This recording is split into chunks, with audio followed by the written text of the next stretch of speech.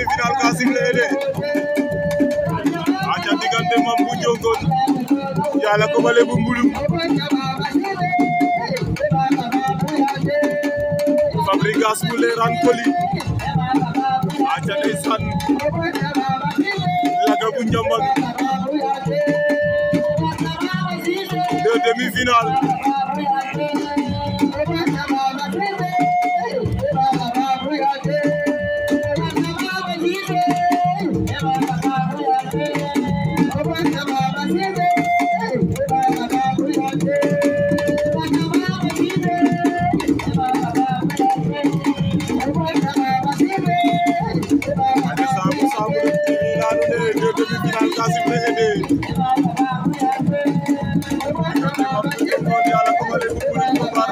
Mame Bou Ndiogone moo ko daanoon fi nga xamante ne moom moo di Ndiaffé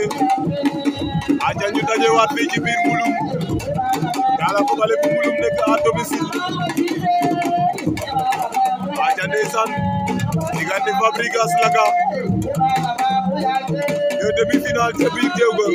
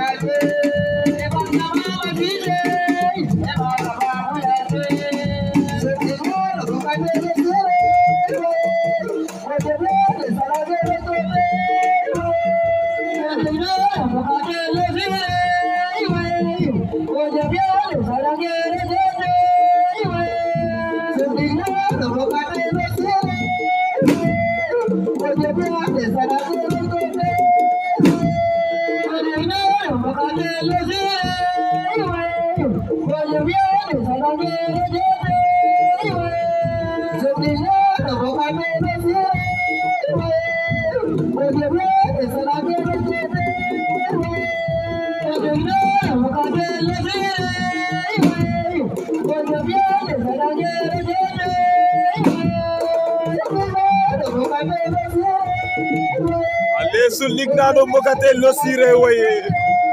de o job ya ne sadangero ñode woye aca ndeysaan kaga o nanangan rek lay walay andi ngel na xasuna kadi maye jobe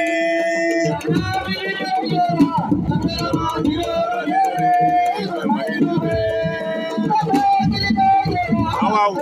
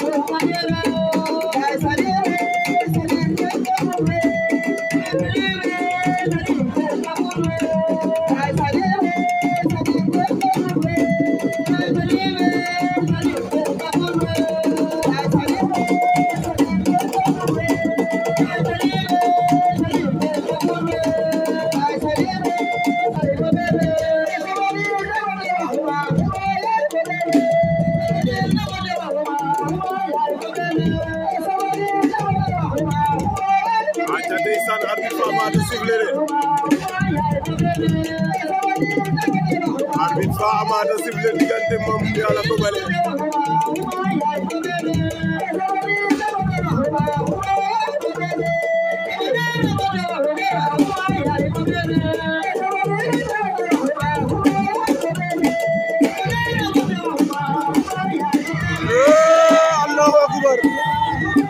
Yalla ko bale bu mulum daan na Mame bu Njongon